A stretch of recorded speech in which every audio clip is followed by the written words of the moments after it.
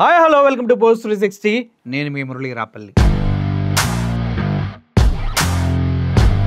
గతంలో మనం ఒక న్యూస్ విన్నాం, మీకు అర్థమైందా? నీటి వనరులను తాకట్టు పెట్టి 9,000 కోట్లు తెచ్చుకోవడానికి సిద్ధపడినటువంటి ఆంధ్రప్రదేశ్ గవర్నమెంట్. నీటి వనరులు అంటే ఏంటి?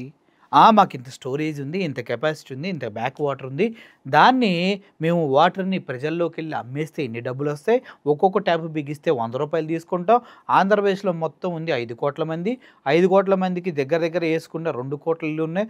2 కోట్ల ఇళ్లలో కుళాయి పెట్టిస్తే ఆ కుళాయి నీళ్ళకి 100 రూపాయలు ఛార్జ్ చేసినా ఎన్ని వందల కోట్లు అవుతాయో మీకు తెలుసా అని వాటిని తాకట్టు పెట్టి అప్పులు తెచ్చింది ఆంధ్రప్రదేశ్ గవర్నమెంట్. అయితే ఈ అప్పులు ఎవరి దగ్గర నుంచి పీకాలి? మనకి యూజర్ ఛార్జెస్ వేసి కరెంటు బిల్లులు బీభత్సంగా పెంచేశారా లేదా?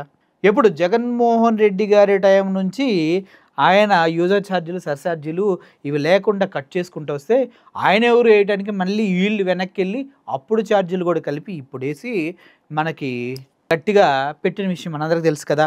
అయితే ఇప్పుడు వాటర్ పైన వీళ్ళు చేస్తున్నటువంటి దాడిని గురించి చూస్తే కూటమి ప్రభుత్వం ఏ రేంజ్లో ప్రజల ఆర్థికంగా వసతుల పరంగా వాళ్ళకి విద్యా వైద్యాన్ని ఏ విధంగా సర్వనాశనం చేస్తుందో మీకు అర్థమవుతుంది. విద్యా వైద్యం అని ఎందుకు అంటున్నారంటే ఇంగ్లీష్ మీడియం తీసేశారు, విద్య లేదు, వైద్యం లేదు, 108లో ఆపేశారు, ఆరోగ్యశ్రీలో ఆపేశారు, చివరికి కాలేజెస్ గవర్నమెంట్ కాలేజీలు కట్టిన దాన్ని కూడా ప్రైవేట్ పరం చేయడానికి చూస్తున్నారు.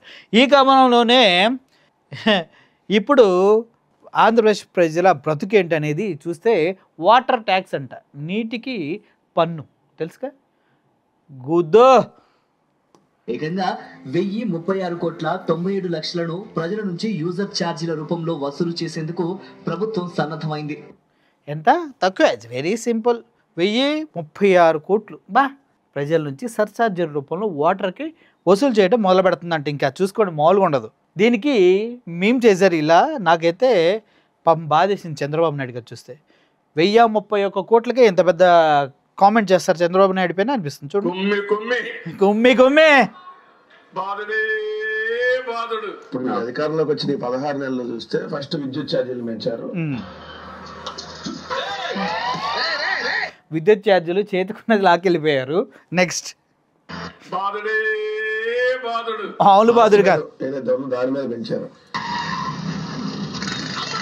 మెల్లగా కూడా లాక్కొని వెళ్ళారు చూడండి. సో ఇప్పుడు ఏదైతే ఉన్నటువంటి ఇంటి పన్ను కంటే ఎక్కువ రేట్, అంటే ఇంటి పన్ను కంటే ఎక్కువ రేటు ఇప్పుడు ఏదైతే తాగేటటువంటి నీటి మీద పన్ను. ఒకటి బ్రాస్లెట్,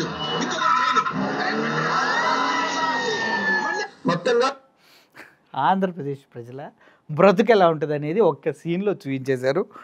ఫస్ట్ కరెంటు ఛార్జీలు పెట్టి చైన్ లాక్కెళ్ళారు, తర్వాత ఇంటి పనులు అవి పెట్టి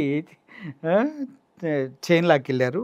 ఫస్ట్ బ్రాస్లెట్, తర్వాత చైను, ఇప్పుడు డైరెక్ట్గా నీటి మీద పొన్నేసి డైరెక్ట్గా మొత్తం లాక్కెళ్ళిపోతుంది అనమాట. 1,036 కోట్ల రూపాయలు ప్రజల మీద యూజర్ ఛార్జీల పేరుతో తాగేటటువంటి నీరు మీద కూడా పొందేస్తా ఉన్నది. టోటల్ గా ఒకే మొక్క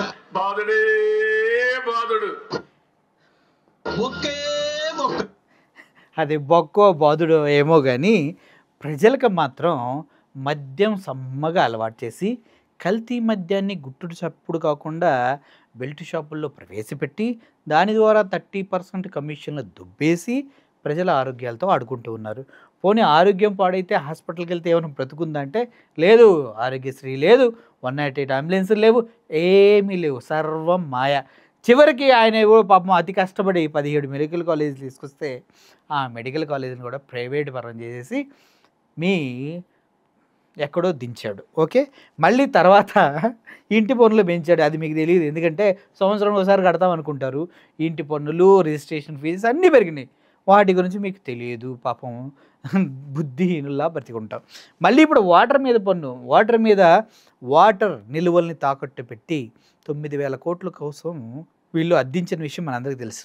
ఇప్పుడు దాని తాలూకు ఎఫెక్ట్ ఇది. అప్పుడే చెప్పారు అంతా, వాటర్ని అమ్మారంటే వాటర్ మీద బిల్లు వస్తుందని. అదే ఈ సర్ఛార్జీలు 1,036 కోట్లు. ఏందనేది బ్రతకాల జనాలు. సో ప్రస్తుతానికి ఆంధ్రప్రదేశ్ ప్రజల పరిస్థితి అంటే ఉన్నది ఉంచుకున్నది, వస్తుందనుకున్నది ఏమో కల్లో ఎవరన్నా వస్తే వాళ్ళని కూడా లాగేసి పక్కన పడేశారనమాట. కలలు కనే హక్కు కూడా మీకు లేదు. అంటూ చంద్రబాబు నాయుడు గారు బాధుడే బాధుడు షూరు. అర్థమవుతుంది కదా.